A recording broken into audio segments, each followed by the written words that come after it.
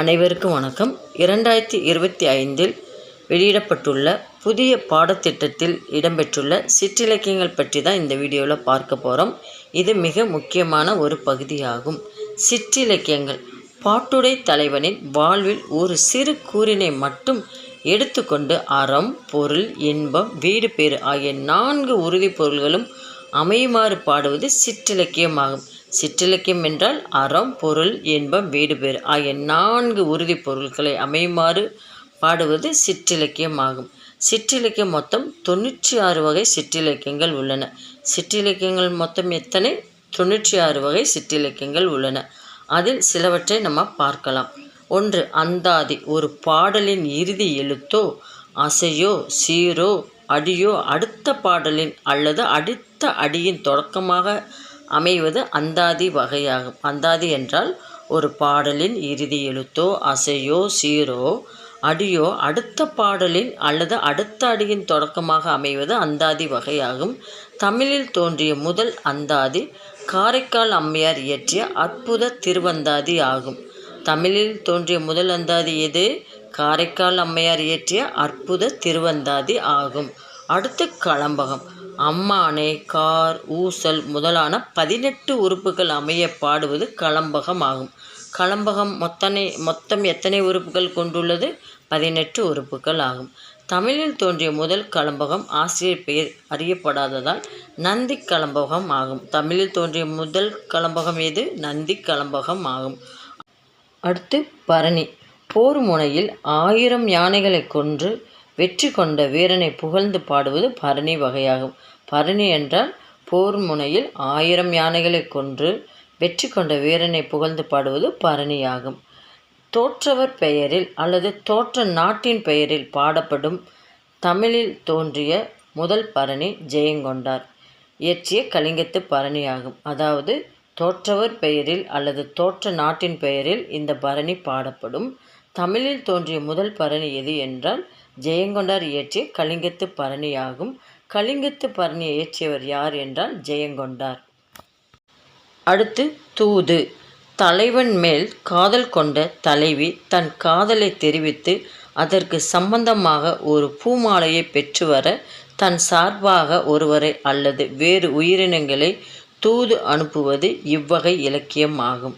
தமிழில் இயற்றப்பட்ட முதல் தூது இலக்கியம் உமாபதி சிவாச்சாரியாரால் இயற்றப்பட்ட நெஞ்சுவிடு தூது ஆகும். அதாவது தலைவன் மேல் காதல் கொண்ட தலைவி தன் காதலை தெரிவித்து அதற்கு சம்பந்தமாக ஒரு பூமாலையை பெற்று வர தன் சார்பாக ஒருவரை அல்லது வேறு உயிரினங்களை தூது அனுப்புவது இவ்வகை இலக்கியம் ஆகும். தமிழில் இயற்றப்பட்ட முதல் தூது இலக்கியம் உமாபதி சிவாச்சாரியாரால் இயற்றப்பட்ட நெஞ்சுவிடு தூது ஆகும். அடுத்து உலா. பாட்டுடை தலைவன் உலா வருவதை சிறப்பித்து பாடுவது உலா வகை ஆகும். பாட்டுடை தலைவன் உலா வருவதை சிறப்பித்து பாடுவது உலா வகை ஆகும். தமிழில் தோன்றிய முதல் உலா நூல் சேரமான் பெருமாள் நாயனார் இயற்றிய திருக்கைலாய ஞான உலா ஆகும். அதாவது தமிழில் தோன்றிய முதல் உலா நூல் என்பது சேரமான் பெருமாள் நாயனார் இயற்றிய திருக்கைலாய ஞான உலா ஆகும். அடுத்து பள்ளு. மருத நிலத்தை மையமாக கொண்டு உழவு தொழில் செய்யும் மக்களின் வாழ்க்கையை பாடும் இலக்கியம் பள்ளு ஆகும்.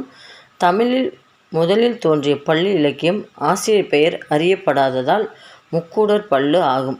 இது மருத நிலத்தில் மையமாக கொண்டு மக்கள் செய்யக்கூடிய உழவு தொழில் பற்றி பாடக்கூடிய இலக்கியமாகும். இதில் முதலில் தோன்றிய பள்ளு முக்கூடர் பள்ளு ஆகும். அடுத்து பிள்ளைத்தமிழ். இறைவனையோ அல்லது அரசனையோ அல்லது அறிவில் சிறந்த சான்றோரையோ பாட்டுடை தலைவனாக கொண்டு அவரை குழந்தையாக கருதி பாடப்படுவது பிள்ளைத்தமிழ் இலக்கியமாகும். தமிழில் தோன்றிய முதல் பிள்ளைத்தமிழ் நூல் ஒட்டக்கூத்தர் இயற்றிய குலோத்துங்கன் பிள்ளைத்தமிழ் ஆகும். அதாவது தமிழில் தோன்றிய முதல் பிள்ளைத்தமிழ் நூல் ஒட்டக்கூத்தர் இயற்றிய குலோத்துங்கன் பிள்ளைத்தமிழ் ஆகும். குலோத்துங்கன் பிள்ளைத்தமிழை இயற்றியவர் யார்? ஒட்டக்கூத்தர். குறவஞ்சி. குறிஞ்சி நிலத்தை அடிப்படையாக கொண்ட அகப்பொருள் வகை இலக்கியமாகும். அதாவது குறிஞ்சி நிலத்தை அடிப்படையாக கொண்ட அகப்பொருள் பற்றிய இலக்கியமாகும். அகப்பொருள் விதிக்கு மாறாக தலைவன் தலைவி பெயர் சுட்டப்படும். அதாவது அகப்பொருள் வந்து விதிக்கு மாறாக தலைவனும் தலைவி பெயர் சுட்டப்படும். தமிழில் தோன்றிய முதல் குறவஞ்சி நூல் திரிகூட ராசப்ப கவிராயர் இயற்றிய திருக்குற்றால குறவஞ்சி ஆகும். அதாவது தமிழில் தோன்றிய முதல் குறவஞ்சி நூல் எது என்றால் திரிகூட ராசப்ப கவிராயர் இயற்றிய திருக்குற்றால குறவஞ்சி ஆகும். திருக்குற்றால குறவஞ்சியை இயற்றியவர் யார் என்றால் திரிகூட ராசப்ப கவிராயர் ஆகும். இந்த வீடியோவை நீங்கள் நேரில் பார்க்கறத விட காதால் கேட்பது மிகவும் நல்லது. அதாவது திரும்ப திரும்ப கேட்கும்போது நமக்கு எளிதில் மைண்டில் பதியும், நமக்கு நேரமும் மிச்சமாகும். மீண்டும் இதே மாதிரி இன்னொரு வீடியோவில் உங்களை சந்திக்கிறேன். நன்றி, வணக்கம்.